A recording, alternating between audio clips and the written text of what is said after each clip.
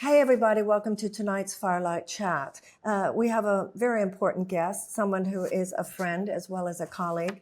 I first met Maebe A when we did the candidate summit where I was supporting progressive candidates for Congress. She has run twice before in California's Congressional District 30 for a seat in the House of Representatives. She has run against Adam Schiff. Now, Adam Schiff will not be running this time. He is planning to run for the Senate.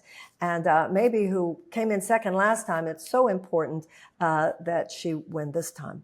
However, there's something additional about Maebe that makes her the reason that I asked her to be our guest tonight, and that is that she is transgender herself. She's the first drag queen ever elected to public office in the United States, serving in the Silver Lake Neighborhood Council in Los Angeles since 2019. And now, as I said, she's running for the House. She came in second place, as I said last time, in 2022. And if elected, when elected, she will be the first trans person federally elected to the U.S. government. This is not only delightful, I think you'd agree with me, it's also very important. So I look forward to this conversation. So please join with me in your heart and welcome. Maebe A. Maebe, hello. Hello, Marianne. It's so good to see you as always. I always love chatting with you. Thank you. Thank you. I always love chatting with you. We've always been so aligned about progressive issues. I lived in Los Angeles for a long time. And of course, you know, I see Adam Schiff as representing a certain sector of the Democratic Party, which I prefer to be replaced in many leadership positions, of course, by progressives. So I've always been interested in your candidacy, particularly now. You've run twice, you've done so well. And now, particularly because Schiff plans to run for Senate, you have a really, really good chance of winning. I do. Now, having said all that, there is something particular, as we know, that has become an issue in the United States, and I think we would agree for all the wrong reasons. Talk to us about that. Tell me how you see. Clearly, we've got a targeted group in the United States, right? I mean, one of the things I've talked about is if elected as president, I will confer special protection status onto the transgender community. You are transgender yourself. Tell me how you see the situation and what we need to do about it. Absolutely. So, first of all, thank you for having this chat with me. I think it's so important, especially considering that you're running for president of the United States. I think that people need to hear about your stances on these things and hear that you are interested in having conversations with real trans people about this, because historically, or at least in the past 5 to 10 years, trans people have been left out of the conversation about trans legislation, which is so twisted in my mind. As a good friend of mine always says, if you're not at the table, then you are on the menu. And trans people, queer people in general, are very much on the menu right now. And we do not have nearly enough representation for people like me in governments all across the United States. So for me, you know, it's interesting because I've been running since 2019. The first election that I ran for was 2020 for the US House. And, you know, during that time, we were seeing a lot of anti-LGBTQIA sentiments and rhetoric. And I think with the election of, you know, going back to a Democratic president back in 2020, I think a lot of people thought that that would ease up a little bit. Unfortunately, it's gotten worse.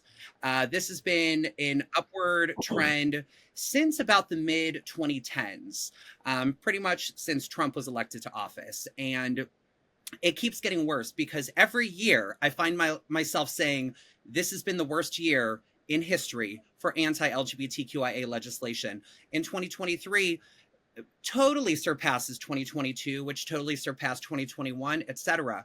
There's over 500,000 anti-LGBTQIA bills moving across the US, everywhere from state legislatures to also the federal legislature. You know, we're seeing, you know, far right representatives like Marjorie Taylor Greene introducing legislation at the federal level, which would severely restrict the rights and recognition of queer people, specifically trans people.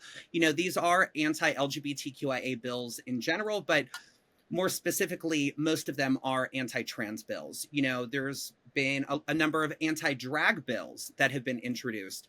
What many people probably don't recognize is that anti-drag bills are also anti-trans bills. When you introduce a bill that requires you to dress according to your gender assigned at birth, that is not only going to affect drag performers, but it's directly going to affect trans people.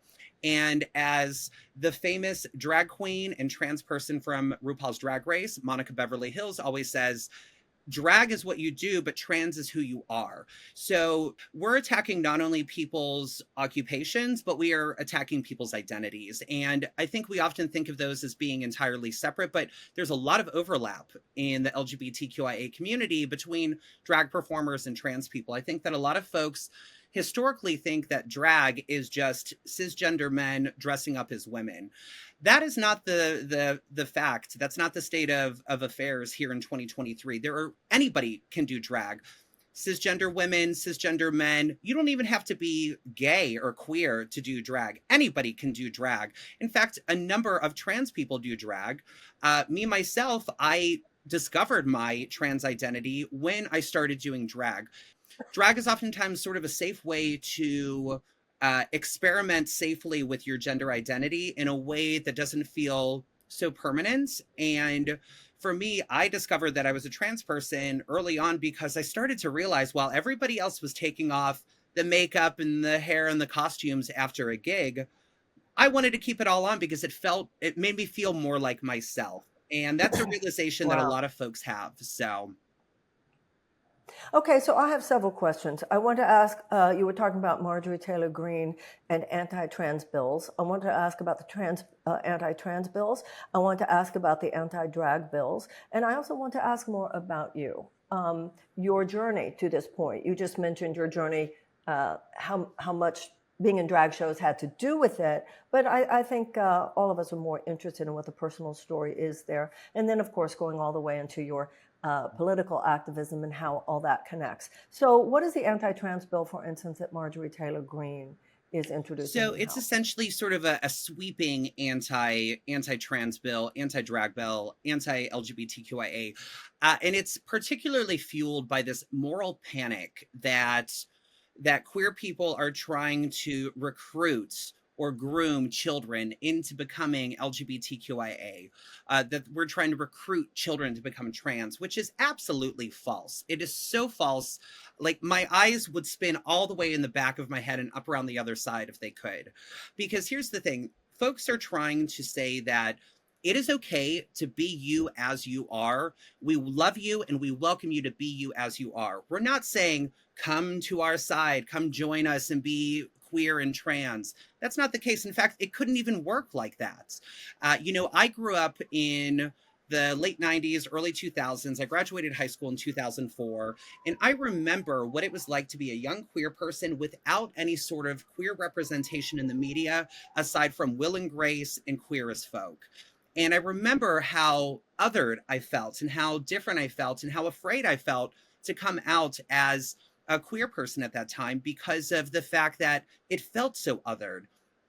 I can't even imagine what it is like in 2023 for somebody who is in middle school or high school who is coming into their queer, gay, trans identity and looking around and not just seeing that there are some people that support, but there are so many people that don't. But the fact that there is legislation to try to erase us and to try to stop us from just existing.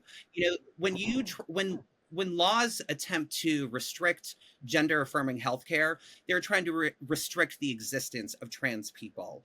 And this is not just a legislative issue, but it's also a social issue because when bills are being introduced and when they're passed into law, particularly in states like Tennessee, Florida, Texas, it also gives a pass to people to then continue othering LGBTQIA people. So it's not just a legislative thing, but it's a social thing. And when people don't feel safe going out as their true authentic selves, is that freedom? No, it's not. I was contacted a few months ago about a bill that was about to take place, anti-drag show bill in Tennessee. And I was asked to attend a protest the night before the bill was meant to go into effect at East Tennessee University. And I went, and it was very inspiring. And there was so much protest, there was so much energy around it. And ultimately, a judge did strike down the law, which was, of course, a very, very good thing. Also, when you were talking about this idea that gay people are trying to groom children, that is very offensive. Yeah. When my daughter was born, she has three gay men who are her godfathers. And it never would have occurred to me in a million years that they would be anything other than fantastic godfathers to her. And they absolutely were. One has now passed, and the other two are very close to her. And they couldn't have been better, and they couldn't be better now as godfather figures in her life and important. And like what you said is so true. And I've had a lot of involvement with the gay community, mainly because of the AIDS crisis.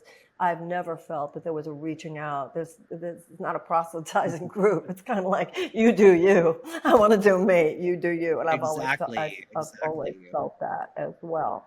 So we have now, I think, over 1,000 laws throughout the United States, state houses all around the country. And it's almost like panic. But specifically, not just LGBTQ, but specifically around transgender. Do you have any sense of the sort of psychological basis of this? I do. I have a number of thoughts about this. I think first off, I think it's a huge distraction. It is, when we think about the GOP, the Republican Party, I think many folks would agree that a lot of their ideology is dying ideology.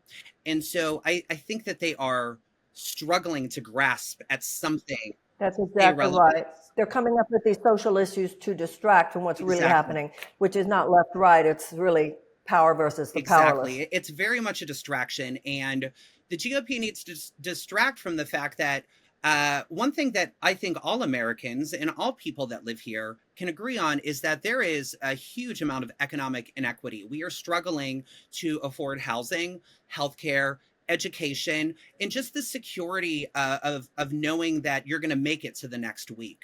And so why don't we do something and blame somebody and say, well, hey, let's actually look over there.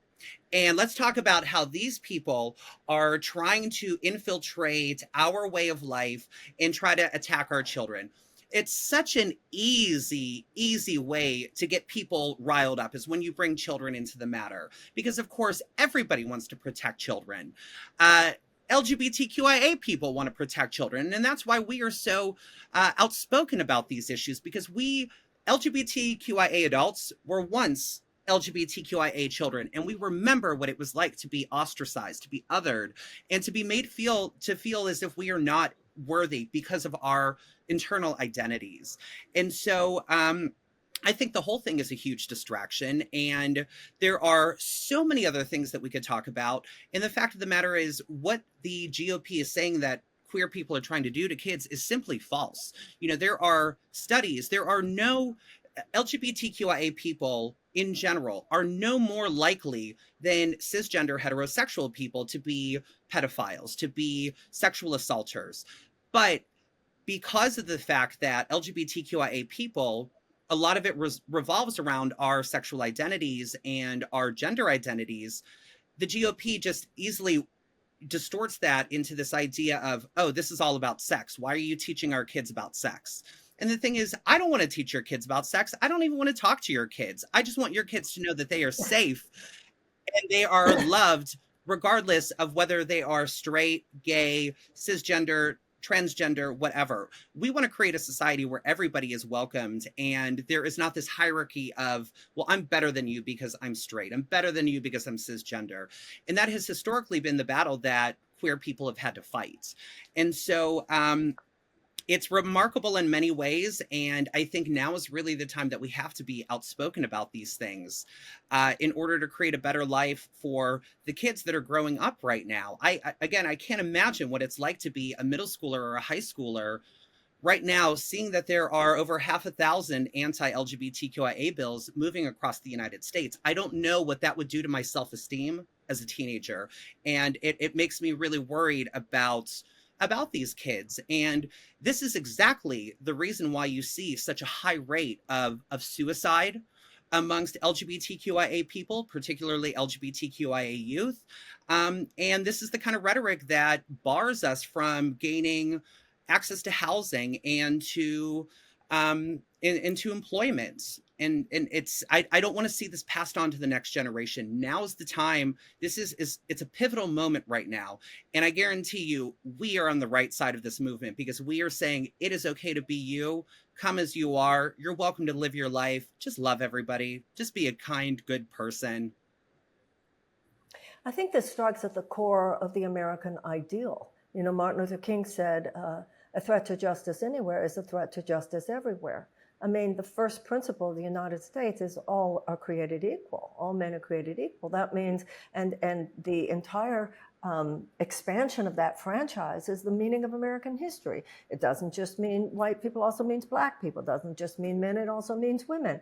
And you know, it's interesting when towards the end of the 20th century, it felt like we were making such strides there. It doesn't just mean straight, it means gay. Marriage equality, gay people adopting children. I mean, it seemed like we were really expanding. And I think that what you were talking about before is absolutely correct. The GOP is upset, or many members of the GOP, not all, but the basic identity of the party that's in leadership now doesn't like the fact that there's so much like, yeah, everybody should be able to do whatever they want in America and be whoever they want in America as long as they But don't hurt isn't that anyone the else. And essence? that's That's why the essence of America. exactly, that's what it means to protect America. You're standing for transgender people today. You're standing for America. And it's important that we all realize that's what's under attack here, the very notion of what America should be. And it's interesting that you talk about the children so much because you're right. The whole idea is you should be able to do whatever you want to do whatever you want to do, be whoever you want to be, as long as it doesn't hurt other people. So they're throwing in there this really vicious idea with no evidence whatsoever that there's any effort to harm children. So we absolutely must make a stand. One of the reasons you're so important, of course, is because you're so articulate about the issues and you yourself are running for office. Now, talk about the trajectory. You've mentioned a little bit about your own personal evolution in terms of becoming trans, but how did this intersect with your becoming not only a political activist, but a political candidate? Tell us Yes, of about course. that. So, I growing up, I never particularly thought of myself as a young person going into politics. I got into politics out of necessity, and I started to look around, and I started to realize things are changing, and not necessarily for the better for particular Mm-hmm. communities, and in particular the LGBTQIA community. And my sort of aha moment, if you will, was uh, the Trump election in late 2016 when the Trump administration started in early 2017. I felt that I needed to. I felt that I needed to use my platform as a drag performer and a community figure to promote LGBTQIA rights and to promote our inclusion. And so, I started doing a lot of parodies of folks in the Trump administration. I did a number of parodies, Betsy DeVos, Kellyanne Conway, Melania Trump. And part of the reason that I continued to do this throughout the Trump administration was because I would do these performances, which in my mind, they were satirical performances, but they were also educational to let you know what exactly is happening. So you're being entertained, but also you're learning that the administration is not necessarily, and actually not even not Your necessarily, friend. but just flat out not on our side. And I felt that was really important to sort of draw people in because I think a lot of people are turned off by the idea of politics. Um, it can seem really intimidating, especially if you don't feel like you know everything about politics. But here's the thing, everybody knows what they feel inside is right or wrong. And that is That's right. absolutely in my mind what politics is all about. I'm here standing, before you having this conversation. I'm running for Congress because I feel that I need to let everybody know this is what I think is right or wrong. And if you agree with me, vote for me. If you don't agree with me, vote for somebody else. But I want to live in a world where folks accept and tolerate everybody. Tolerance, I'm starting to really dislike that word because I don't just want to be tolerated. I want to be fully No, no, integrated no, and no. celebrated, It, it still implies Yeah. judgment. It's like, well, okay, Mm-hmm. all right. We'll Mm-hmm. let you in the I room. tolerate you. We'll let you in the room, but we're Mm-hmm. not going to let you have the microphone for very long. And here's the thing, Marianne, I host drag shows every single week. I am best on the microphone. Give me the microphone because I will tell you what I have to say. And what I have to say is that we deserve equity and inclusion. We deserve to be a part of this world because we are taxpayers, we are contributors of society, we are neighbors, we are families. We're just like everybody else, even though we might be a little bit different from your traditional trajectory. Well, that's the first Yeah. principle of the United States, out of many one. Theoretically, that's what's so wonderful about this country. We are deviated from our own ideal, and that's what we are reclaiming here. Maybe I got a text from you a little while ago saying, Marianne, there's a lot going on right now. I'm going to a Glendale school board meeting, and let's pray that it will be peaceful. Tell me about that school board meeting because these kinds of things are happening all over the country.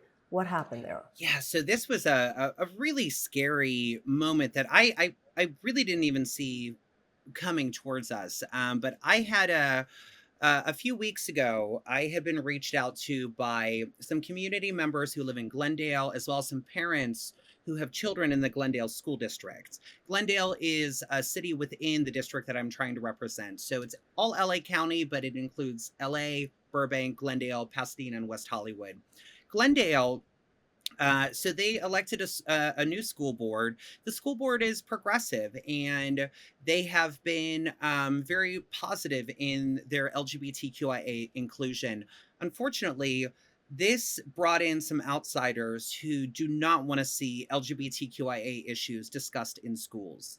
And they're coming in with this under this guise of parents' rights, and parents have a right to know what their kids are learning about, which I absolutely agree with.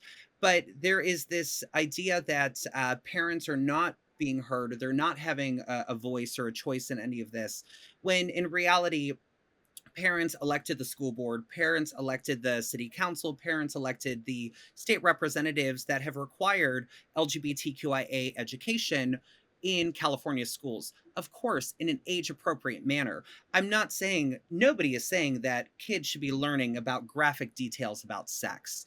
But kids should recognize and realize that there are people and families that are different from their families. And the children, the students who are in these school systems who have those kinds of families, these queer families, they might have two moms or two dads, or a transgender parent. You know, they are very keen to recognize how their family is othered in a scenario like this. And so essentially what has happened is these far right hate groups have been attending the school board meetings in Glendale for the past several months. I became aware of Mm. this when I attended a Gallus meeting. Gallus is the Gay and Lesbian Armenian Society based out of Glendale. And I went to one of their meetings, and somebody there spoke about this uptick in anti LGBTQIA rhetoric and sentiments surrounding the school board. And so I dug a little bit deeper, and I came to find out that the Proud Boys and other far right hate groups have been attending these meetings.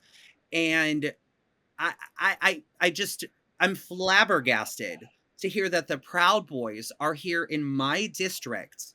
I mean, anywhere, truly, but you don't think about it happening here in the heart of Southern California, in LA County, right next to Los Angeles.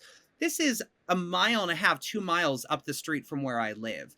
And so, of course, I had to go and figure out what's happening. I talked to a number of parents, and the parents asked us to create a pro LGBTQIA coalition to come in and speak on behalf of LGBTQIA issues, because of the fact that there were, again, the Proud Boys and all of these hate groups coming in, totally inundating and infiltrating the school board meeting. And the thing is, we support the school board. The school board in Glendale, they're part time. They are parents themselves, they are educators, and they are entirely abiding by California state law in terms of LGBTQIA education. What's really interesting was I went to their meeting in June, and we had to arrive 2.5 hours early in order to be able to get into the building, because after I got there, again, 2.5 hours early, half hour later, the line was 50 people behind me. And many of these folks were folks who, again, don't have kids in the district, don't even live in the district, but they feel so strongly about not having kids exposed to anything LGBTQIA. And let me say that what is most peculiar about this is A, the curriculum in the Glendale School District has not changed in several years. What has changed is a massive uptick in anti-LGBTQIA rhetoric. And additionally, most of the parents that actually were in the room had kids in the Glendale School District and are in support of LGBTQIA inclusion. The school board is in support of LGBTQIA inclusion. And again, this is all age appropriate. You know, the way that you talk to, you know, second graders about what LGBTQIA is going to be different from the way that you talk to, you know, 11th graders, 12th graders, folks moving into adulthood. And so there's this myth that we are trying to sexualize kids, that we are trying to groom them, that we are trying to say, hey, come and be trans. That's not the case. We're trying to actually shield them from folks like this who are coming in and just projecting these really loud anti-LGBTQIA voices. So what happened at the meeting? How did it go? It was honestly, it was terrifying, Marianne, because when I was in the meeting about halfway through, I noticed that somebody went up to the president of the school board who was conducting the meeting. They had a, you know, little back and forth whisper. And then the president said, we actually have to take a recess because we've just been informed by the Glendale Police Department that violence has broken out outside and nobody's allowed to leave the building. They put us on lockdown. And then we stayed in lockdown for probably about 20, 30 minutes. And they said, okay, you can leave if you want, but if you leave, we have to give you an escort out of the back of the building. So the folks that I came with, we had to be escorted out of the back of the building. And then somebody had to escort us to our vehicle. When I walked out, the riot police were there and just massive numbers of folks from groups like the Proud Boys and groups like Gays Against Groomers, which is a misnomer. These are folks who just will not tolerate trans people whatsoever. They consider if you are trans, you must be a groomer or a pedophile. And it was scary being in that context as somebody, a part of this community. And I was scared for not just myself, but everybody else that came to speak in support of LGBTQIA issues. So the fact that, you know, we had to be escorted to our car. And then when we're leaving the area, I saw with my own two eyes the Proud Boys marching through Glendale, California, a mile and a half up the street from where I live. And some people have the audacity to ask me, how dare you get involved with this? What do you have anything to do with this? If I have witnessed this happening in my neighborhood right next door, of course I'm going to say something. As somebody who's running to be a congressional representative for this district, of course I'm going to say something. I have to be there, and I have to be there in solidarity with my LGBTQIA neighbors. So it was really terrifying. And then there was another meeting a couple weeks later. It happened about a week ago, where we saw the same thing, a huge outbreak in violence because of, you know, groups like the Proud Boys. These, you know, you can't really put it any other way than these domestic terrorist groups. When I have to fear going out as myself because of threats, that's domestic terrorism. When I have to be escorted out the back of the building at a school board meeting because of threats, that is domestic terrorism. And violence takes many different forms. It's not just physical violence, it's verbal violence, it's threatening violence. And it's the kind of world that I don't want to live in, and I don't want anybody else to have to endure. I agree with you 100%. So tell me your agenda. Tell me your platform as a congressional candidate. You know, it's interesting. I feel like I snagged this word or this phrase. Actually, I feel like I heard you say it at one of our meetings a couple of years ago. I described my platform as an intersectional humanitarian platform because I think a lot of folks think, well, oh, here's this drag queen, here's this trans person running for Congress. Probably the only thing they care about is queer and trans issues. And that's absolutely not the case. That's a part of it. But again, it's all intersectional. So, you know, the big things for me are housing, healthcare, and education. I think that those should be givens in a nation of this wealth, and they are givens in other nations of lesser wealth. Everybody should be guaranteed housing, healthcare, and education. I've always felt that if folks were guaranteed those things, this would be an amazing place for everybody. Because when you have to worry about getting your basic needs met, your health, your housing, your education, things like that, it's hard to focus on some of the bigger issues. So for me, I think that we need those as guarantees. And I know that we can pay for those things when we can pay almost $1 trillion a year blindly to a military budget that is, fails an audit every year and billions of dollars go missing. Well, couldn't those billions of dollars go towards healthcare, housing, and education? Those things would actually grow our Yeah. economy. I don't know if you've looked at my website or my campaign, but one of the things I'm running on is an economic bill of rights, which does, as you just said, mean guaranteed universal health care, guaranteed college tuition and tech school, guaranteed housing, living wage, and so forth. And it's so important that people realize that in every other advanced democracy, these are considered moderate Yeah. positions. What you were just saying, though, maybe I agree so much. If so many people are living on the edge. People are living just struggling to survive. 70% of Americans now report living with economic stress. So I agree with everything you just said. There would be just this huge, palpable sigh of relief throughout the country. We talk about a mental health crisis, but we have to realize that the crisis itself is a symptom, and the deeper cause has to do so often with issues that, if not directly, then at least indirectly, have to do with people's economic insecurity, which would just be cut so drastically with universal health care, universal housing, and education, everything Absolutely. that you're And even saying. to carry on with what you just said, when you think about, I feel like there is this big idea on the right that there are, so many immigrants coming in and taking our jobs and things like that. And here's the thing: if we all had job security, people wouldn't be thinking about that. So economic inequity as it exists right now is being used and perverted and twisted as a reason to not include other people, such as immigrants, such as queer people. And it's really disgusting to me, because we live in a nation of such excessive wealth that there's more than enough room physically, socially, financially for everyone to be able to thrive. But there is such a gap in the wealth inequity. It's you're either really rich or Well, really poor, or somewhere trying to just hang on. yes, the economic paradigm that has ruled things for the last 40 years has completely decimated the middle class.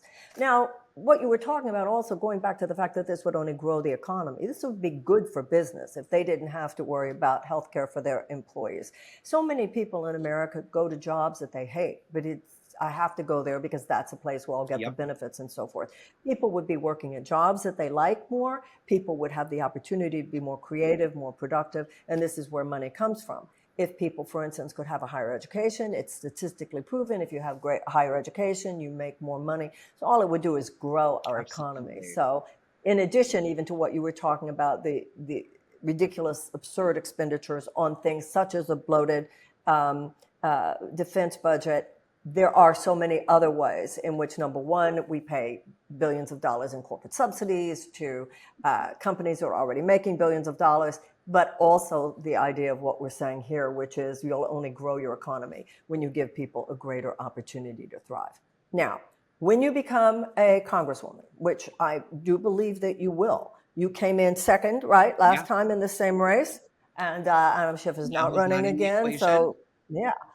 So let's say you are in 2025 in January. You are inaugurated, and you are a congresswoman from California District 30. Now I realize that you're not just running on transgender issues, but obviously, as the only transgender congressional member, there's going to be a lot of focus on you. So I already said, if I become president, I'm going to give a special protection status. I know that Gretchen Whitmer has done that in Michigan, which is a really important thing. I would also influence, be very clear that my Department of Justice should vigorously investigate any civil rights violations for any LGBTQIA, but particularly transgender Americans. What else do you, as a member of the U.S. House, where else will your attention go directly to affect and to influence what is happening with transgender injustice in the Totally. And United I States? that's a great question, because I think we think of LGBTQIA issues as being this singular entity, but there are so many offshoots that are affected by this. So, when we talk about anti-LGBTQIA bills, some of these bills are on a very basic level, trying to say, well, it should be up to the states to decide if queer people can get married or not in the states. You know, their marriage might be recognized in the states on a federal level, but certain states don't want to allow queer people to be able to marry in the states. I want to say something there. Everybody should realize that Clarence Thomas has already sent some dog whistles out on this. Because previous to the Dobbs decision, they've been saying for years that Roe v. Wade was erroneously decided. That preceded getting that conversation, harnessing the energy of that conversation is what then preceded the Dobbs decision overturning the rights, abortion rights, reproductive rights in Roe v. Wade. So now Clarence Thomas and others, he's actually said, well, wink, wink, marriage equality decision was erroneously decided. So that maybe is really, they're giving us a hint of what they've got in mind. They want to repeal marriage equality. Is that correct? Absolutely, is that how you they see do. It? Absolutely, they do. So can we codify that? The Democrats should have, of course, codified when they had a chance. They should have codified abortion rights. Should we be working now on codifying marriage equality rights? Would that working on that right now? And that's the kind of thing that really bothers me about these kind of topics is they only come into public discussion very close to an election, and then it's too late. The work has to be done now to be doing that. And what really bothers me about, the overturning of Roe v. Wade is, Democrats acted like, oh, well, there's nothing we could have done. There were several windows. There were so windows within the past 15 years plus that it could have been codified. Now's the time we need to be codifying LGBTQIA gay marriage. Now's the time, not when they overturn it and everyone's like, oh, this sucks, let's go and protest. No, I don't want to have to protest that. Let's protect people now while we can. And this is where we need to call the Democratic Party on its own stuff here. President Obama had said that, codifying abortion rights would be top on his agenda. Then once he got in there, he said it was not where he wanted to put his political capital. The Democrats, the current corporatist Democratic playbook is to say the right stuff, particularly right before an election, to make it clear this is what we stand for. And then it makes us all think, well, then that means once they have the power, they're going to take care of that, right? And that's certainly one of the reasons I'm running, maybe, is because it's time to do what we say we're going to do and stand on what we as Democrats say that we stand on. So I look forward to working on that with you together. Same. And Marianne, when we are both I just wanted to add really quick that's where I see a lot of similarities between you and I that's, I think, why I have so much admiration and respect for you. When I heard that you were running against Joe Biden, I supported it from the get-go, and I was so excited because I saw so much similarity in what I was doing here in District 30 a couple of years ago, deciding to challenge Adam Schiff. And I knew it was going to be an uphill battle. I knew I was going to get criticism, but it's actually the most democratic thing. Even if somebody is within your own party, if you disagree with how they are conducting business, then it is fair game to say, you know what, I have other ideas, and this is how I actually want to do it. And I'm sure you are fully aware of how much Democrats are fundraising off of the abortion issue when they fully could have done something about the abortion issue. But I have this skepticism where I think that, well, if you solve problems, then you can't necessarily fundraise off of them. But what's interesting in that thought process is actually, I would be so much more willing to give money to the Democratic Party if they were actually doing things to secure our rights, if they were doing things to codify Roe v. Wade, the right to an abortion, the right to exist as a queer person and get married. That is what is inspiring to me. And but I fear that the Democratic Party as a whole is not necessarily entirely invested because they know they have to keep raising money, and fundraising is a huge corrupter in politics, as both you and I know. Absolutely. Absolutely. And there's no reason to expect that we can overturn Citizens United anytime soon, given the corporatist direction of the current Supreme Court. On the other hand, who knows what's going to happen in the next few years? That certainly needs to be our goal. But I love that, the idea that we need to codify. And what you're saying is so true. One of the reasons I think they didn't codify abortion rights when they had the chance was because there was so much money to be had fundraising on the issue. But you're right. You and I will both be right now as candidates making this commitment that the codification of marriage equality rights and really any rights, including the ERA would help as well, wouldn't Absolutely. it? Absolutely. Yeah, absolutely. And some people argue that all Biden has to do is call the archivist and say to publish it. There's a lot of controversy about that right now, and I certainly would. Standing for the ERA is very, very important, not only in terms of the wage gap, but in terms of all Yeah, issues of equality absolutely. having to do with sex and gender. Anything else you want to tell us about your candidacy or about transgender or anything else that you so marvelously stand for? Yeah, I feel like just a couple of other things, with my particular race, it's so interesting because this is my third time running. I ran in 2020. I came in third place out of 8 candidates, came a lot further than anybody thought that this rookie candidate would have come. 2022, as you mentioned earlier, we came in second place out of 9 candidates. I became the first trans non-binary person to ever advance to a general election in the United States government for either chamber of Congress. And then what's interesting is even this time around, there's now 17 people who have filed for this district. And it's so interesting because I'm often being written out of some of the articles for whatever reason. And I wanted to bring that up because I feel like you probably have a similar experience where Oh, I know all about that. Yes. you know what it's like to be out of We're the equation erased, when we have these great ideas and made these great invisible. possibilities. So Wow. Wow. Okay. Well, we need to do everything we can to support you. Tell people what your website is so that people can rush in their please, donation right please, now because that and is what we help really you. need help with is fundraising. And that's probably my least favorite part of campaigning. I like talking to people. I don't like asking for money, but we need money in a It's so grassroots awful. campaign. You can find us on the internet at mabeagirlforcongress.org. You can find me on Instagram at mabeagirl, on Twitter at mabe_a_girl, or on TikTok. We finally got on TikTok at mabeagirl. And again, we need all the help that we can get. We've got great ideas. We've got people voting for us, but we need a little bit more money to get some more billboards, to get some more TV commercials. And I wish we didn't have to ask folks for money, but when my opponents are busy asking all of their rich friends and family and donors to, bring in money.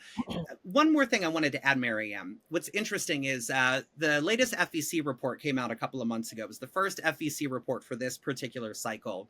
I came behind several candidates, but what's interesting is you look at the breakdown. We had just about as many donors as the candidate who raised the most money. But my donors are people who believe in my ideals, folks who are able to donate $5, $10, $20, $50 versus, the same amount of donors who are all donating, the max amount in the thousands. So it's not a matter of how many people are supporting you. It's a matter of who is supporting you and who is actually going to be voting for you. So, everybody, I want to say a little something about this as well, because I know all about it on a very visceral level right now. This is how they get people out of the conversation, and I think particularly women. Make her invisible, erase her. You can either character assassinate, which I've certainly seen, or exactly what Maebe has said, which I've also seen, not even mentioning you in a poll, not even mentioning you in an article when you are a declared candidate. In my case, I've seen myself left out of a poll or an article, and people who have not even said they want to run will be mentioned. So the system is... it will be vicious if it has to be, and this is a kind of subtle viciousness. And I'm not surprised they're doing it to you, maybe. That's how this works. And I assume with Schiff not running, some corporatist candidates have stepped forward and said, yes. I'm still by and large the most progressive candidates, and I don't like far left to be described as extreme. There's nothing radical about wanting healthcare. These are moderate positions in every other advanced Yeah, democracy. like you said, these are Yeah, so everybody, please take to heart what Maebe said. Don't think your $5 doesn't matter. Don't think your $10 doesn't matter. You could be sending any of us who are standing for these values $5 a month, and it does matter. So knowing how hard this is myself, I really want to put in a word there for fundraising for Maebe. If you believe, as I do, that maybe belongs in Congress, that this is the kind of voice that we need. And her transgender identity, this is a big, big deal. But if we want it to happen, there is institutional resistance to it happening. And we have to push. We have to just persevere. We just have to keep going, keep going. Every $5 does that. Also, go to Maebe's website, talk it up, let people know. She's an intriguing candidate. She's an intriguing candidate. Even if she's not, even if she wasn't a transgender candidate, that's just kind of like a special added value. But this is an important voice, an important progressive voice, and we need her in Congress. I think you're fantastic. Any last Thank word? you, Marianne. I also think you're fantastic, and I want everybody listening to know that I fully endorse your campaign, and I would love, and I can't wait to see you be our next president. If I'm in the White House and you're in the House, we're going to do some work together. Yes, we are. It'll be my honor. God bless you, darling. I'll talk to you later. Thank you, Marianne. Thank you, everybody. That's tonight's Firelight Chat. Bye-bye.